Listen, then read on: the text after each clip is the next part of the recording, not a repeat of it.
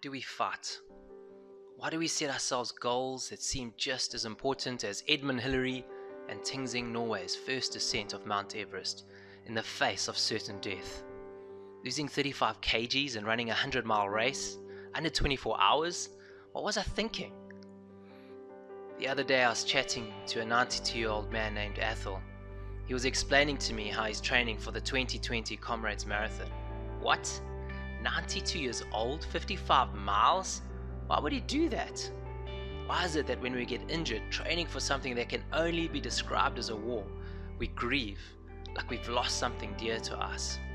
Why do we wake up at 2 a.m. in the morning to run a marathon as training, while the rest of the world are sleeping in their beds? We fight off demons constantly shouting at us to stop, to give in, to sleep. It's not worth it. Why are you doing this? What are you trying to prove? We fight off the voices of onlookers who call us obsessed, selfish, and crazy. Why do we continue?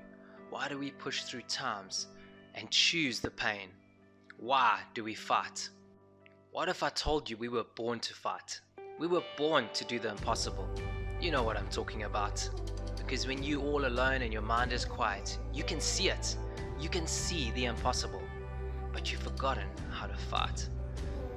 Most people have accepted defeat, lost the ability to fight for the impossible.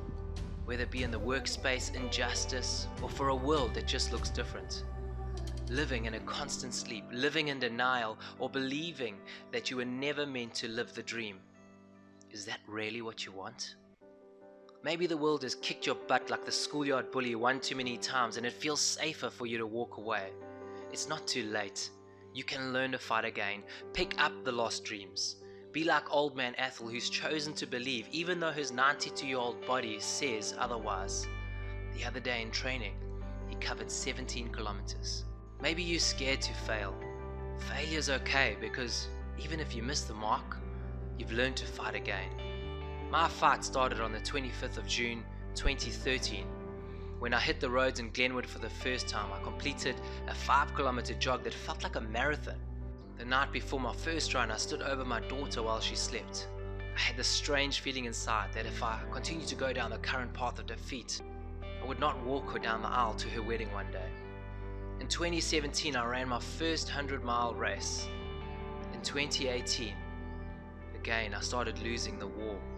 I chose to sleep. This life is about getting back up when you fall down. The Karkloof 100 in 2017 was a culmination of everything I worked for since 2013. So I found it fitting to do it all again, but only in 1 year. This is not my usual vlog style or post, but I hope it inspires you if you're sleeping. Choose to fight again, because you know that it's inside of you. On Friday the 20th of September 2019, I stand again at the start line of the Karkloof 100. The battle for me ends, but the war rages on.